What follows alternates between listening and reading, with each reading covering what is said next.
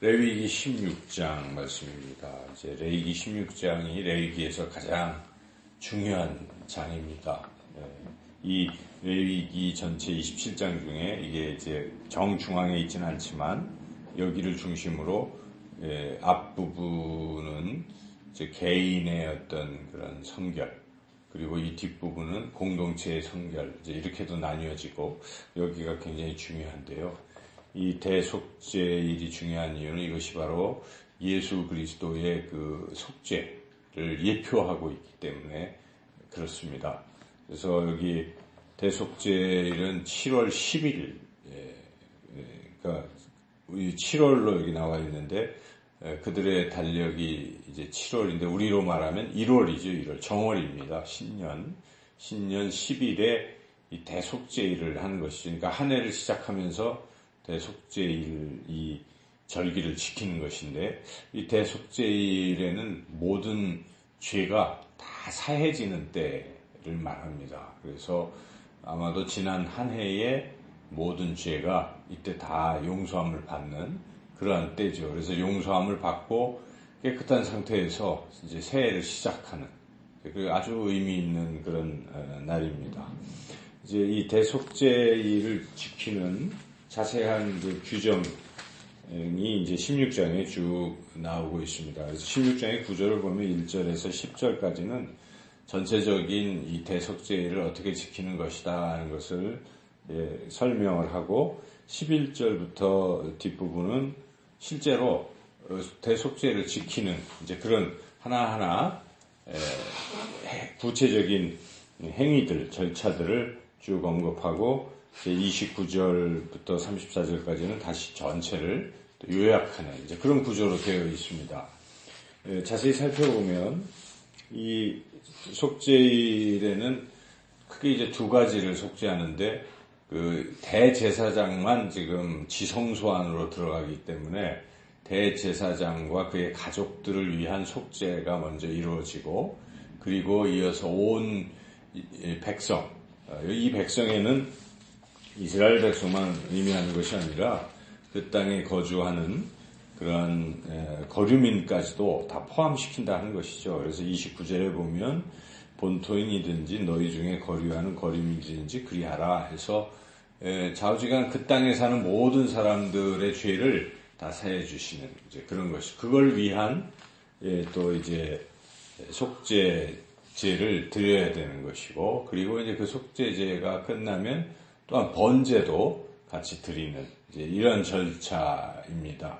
그래서 여기 보면 이제 특이한 것이 아론과 그 대제사장과 그 가족들을 위한 속죄제에서는 수송아지를 속죄 제물로 드리는데 이 온 회중을 위한 그 속죄 제물은 수송아지가 아니라 2마리의 염소인 것입니다. 염소 그 차이가 있고 번제를 드리는 것은 똑같이 다 순양을 드리고 있죠.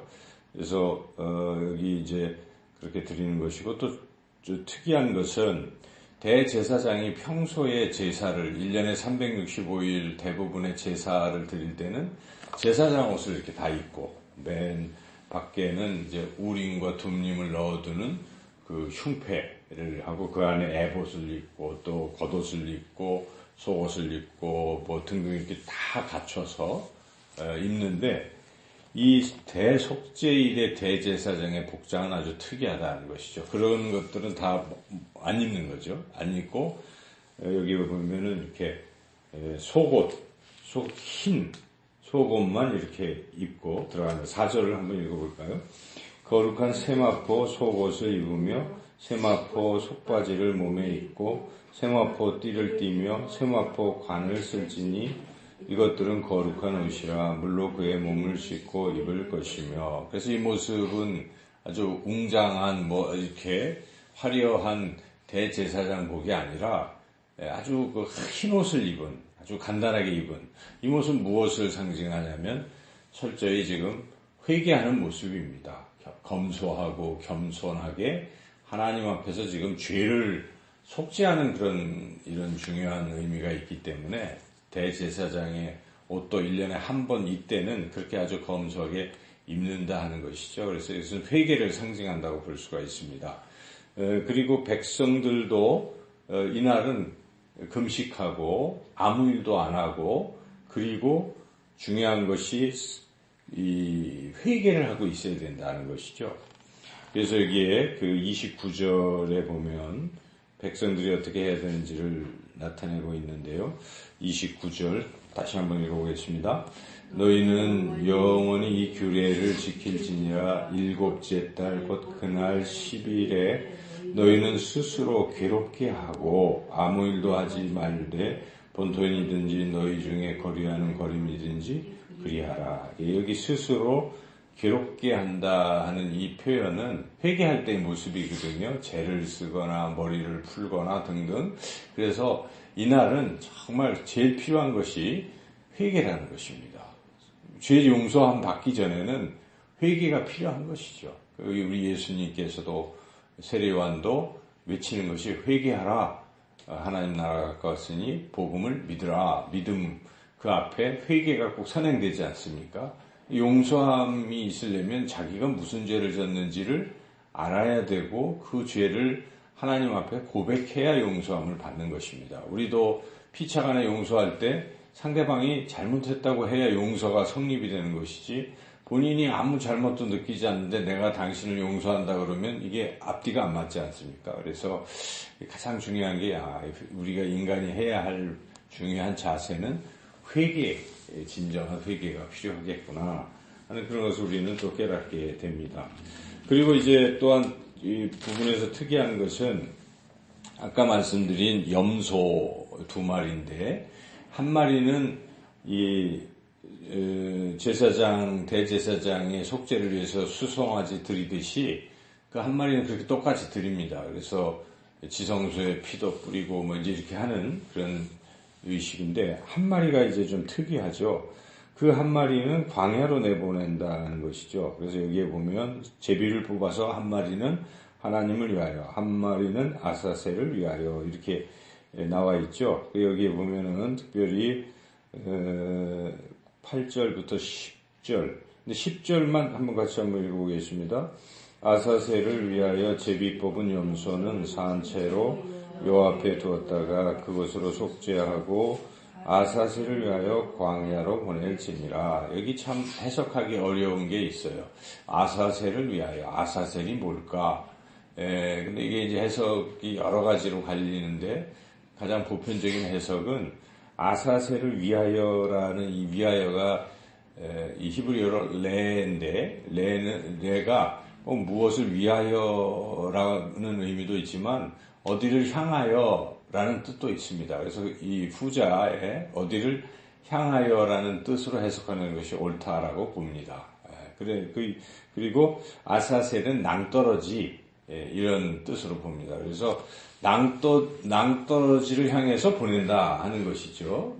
그래서 죽음을 향해서 가는 것이고, 중요한 것은 이 아사셀이라는 이 염소에게 하는 게 뭐냐면 모든 이스라엘 백성의 죄를 아사셀에게 이렇게 지우는 이제 하는 이런 예식이 이제 가장 중요한 것이죠. 그래서 그 얘기가 어디 나오는데요. 여기 보면은 21절, 1절이죠.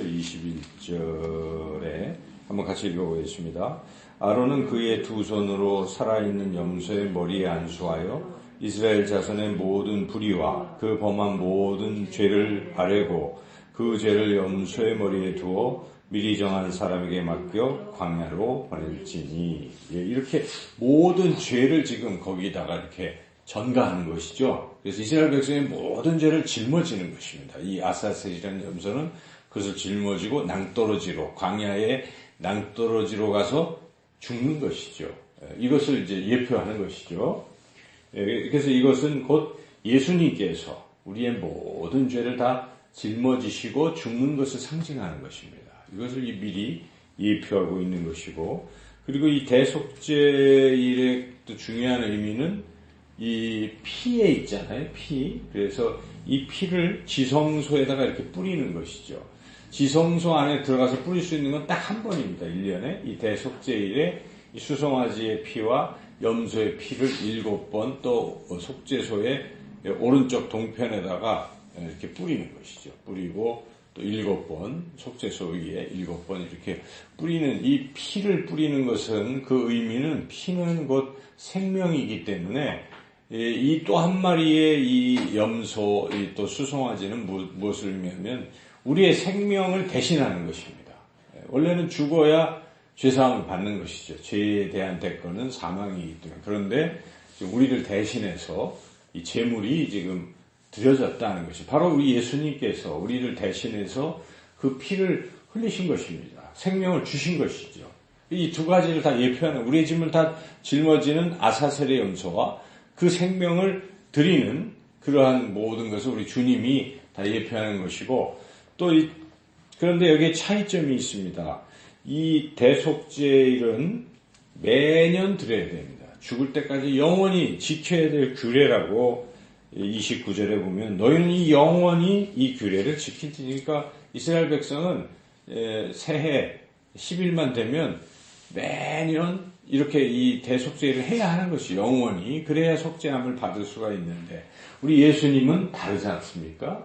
단번에 영원히 단번에 한 번 드려서 영원한 속죄를 우리를 위해서 해주신 것입니다. 그래서 이 히브리서 9장 10장을 읽어보면 바로 이 비교를 합니다. 이 레위기의 이 대속죄일의 제사와 우리 예수님의 그 십자가 사건을 비교를 해서 이것은 영원히 단번에 또 완전한 그러한 십자가의 죽음이다, 제사다 하는 것을 히브리 기자가 설명하고 있죠. 그래서 그러한 의미가 있다 하는 것입니다.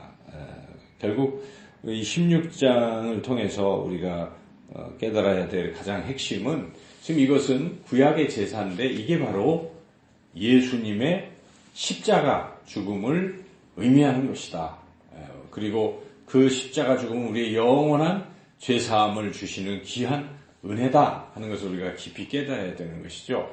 그래서 어제도 우리 장로님과 식사하면서 대화를 나눌 때 가장 중요한 레위기의 16장이 오늘 하는 게 가장 중요하다, 그런 말씀 제가 드렸는데 이게 가장 중요한 것입니다. 그래서 구약에서 모세오경이 중요하고 그 중에 레위기가 중요하고 레위기에서 16장이 가장 중요한데 그게 바로 무엇입니까? 우리의 모든 죄를 사해 주시는 그러한 것이다. 그런데 이것이 바로 신약으로 연결했을 때는 예수님의 십자가 그 사건이라는 것을 볼 때 우리가 예수님을 믿을 때 핵심 중에 핵심은 십자가입니다. 그래서 십자가가 빠진 신앙은 뭐 잘못된 것입니다. 우리 그 죄사함이 있어야 거룩해지고 거룩해야 거룩한 하나님과 우리가 또 앞에 나아가는 것이고 하나님 나라에서 살 수 있는 것이기 때문에 죄사함은 핵심 중에 핵심인데 그것이 바로 예수님의 십자가 사건이다. 오늘 우리가 이 귀한 은혜를 받았습니다.